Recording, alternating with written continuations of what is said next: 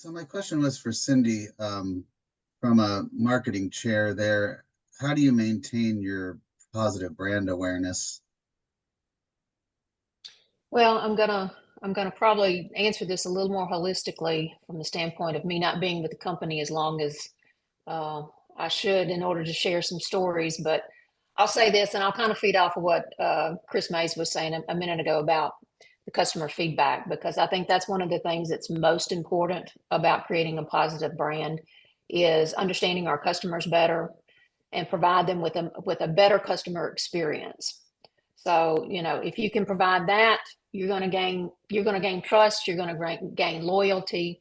And I think another thing for us to do is to find that voice that has the right messaging at the right time that positions our products and our brand correctly. Um, and then, taking that to the point of where we've got an online presence in the marketplace that's consistent with communication. Our customers are familiar with what they're going to be receiving. And when they receive it, they understand what it is that they're supposed to do with it.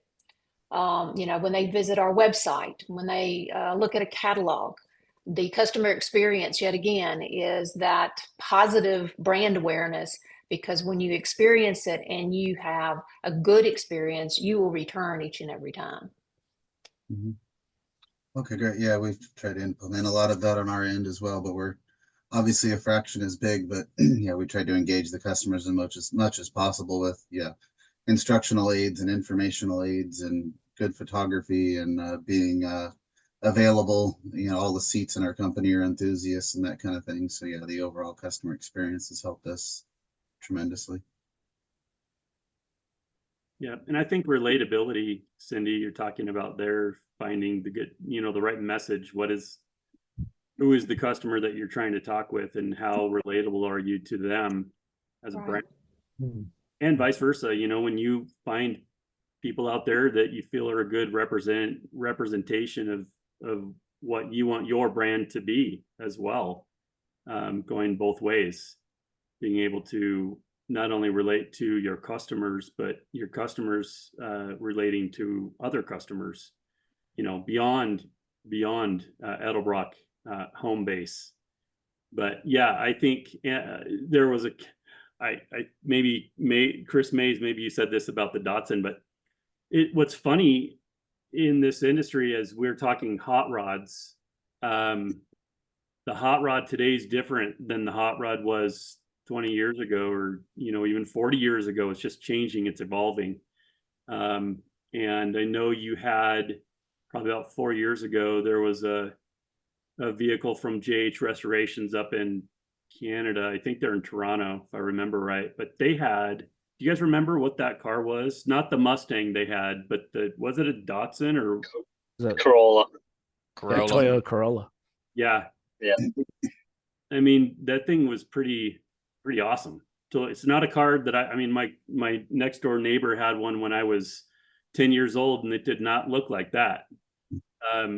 But hot rods in general, the evolution of a hot rod is pretty awesome to see, because Datsun or Toyota today is a hot rod, and the things that they're doing with these cars, and the things that Edelbrock Group contributes to cars that you probably would have never, Vic Edelbrock would have never thought about maybe getting his parts on a Japanese car. Maybe he did, I don't know, but it's cool to see the evolution of these companies, reaching into markets that maybe the original idea of the company wasn't there to begin with. But going back to your point, Cindy, about relating to your customers, it's I think it's a moving target, and as companies are trying to figure out what's the next move, being able to have that relationship with your end user, it's critical that you're hearing what they say.